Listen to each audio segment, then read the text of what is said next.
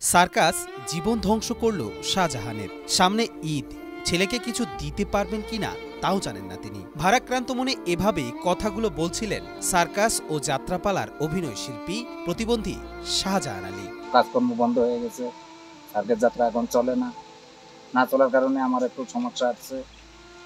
দুইটা মেয়ে, একটা ছেলে, এদের চালাইতে পারতেছি না। কুড়িগ্রামের ফুলবাড়ী উপজেলার সদর ইউনিয়নের সীমান্ত ঘেঁষা কুটিশচন্দ্রখানা গ্রামের বাসিন্দা প্রতিবন্ধী শাহজাহান আলী একসময় দেশের বিভিন্ন স্থানে সার্কাস ও যাত্রা দলে অভিনয় করে মানুষকে হাসিয়েছেন তিনি। দীর্ঘ ১৭ বছর ধরে যাত্রা ও সার্কাসের মঞ্চে কাজ করে সংসার চালিয়েছেন। কিনেছেন ঘরের ভিটার ৮ শতক জমিও। এখন বয়স ও প্রতিবন্ধকতায় কাজের ক্ষমতা হারিয়ে খেয়ে না খেয়ে জীবন কাটাচ্ছেন স্ত্রী সন্তান নিয়ে। ওয়ালটন টেলিভিশন মাত্র ২৫,৪৯০ টাকায় পাচ্ছেন গুগল টিভি।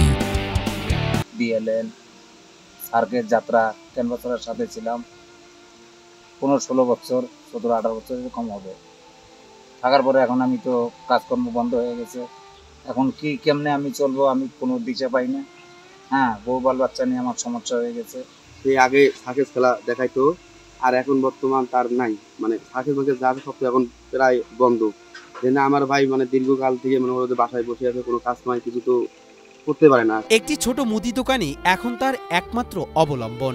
সড়কের পাশে থাকা দোকানটিতে মালপত্রের অভাব, আয় দৈনিক ১০০ থেকে ১৫০ টাকা। এ দিয়ে চালাতে হয় পুরো সংসারকে। তবে সবচেয়ে কষ্টের জায়গা এবার ঈদ। গত ঈদে স্ত্রী সন্তানকে দিতে পারেননি নতুন কাপড়। এবার একমাত্র ছেলেকে জামা কিনে দেবেন বলে প্রতিশ্রুতি দিয়েছিলেন, কিন্তু সামর্থ্য আছে কিনা তা নিয়ে এখন সংশয়। একটা দোকান দিয়েছি, তা মাল টাল নাই, সামান্য কিছু মাল তুলেছি।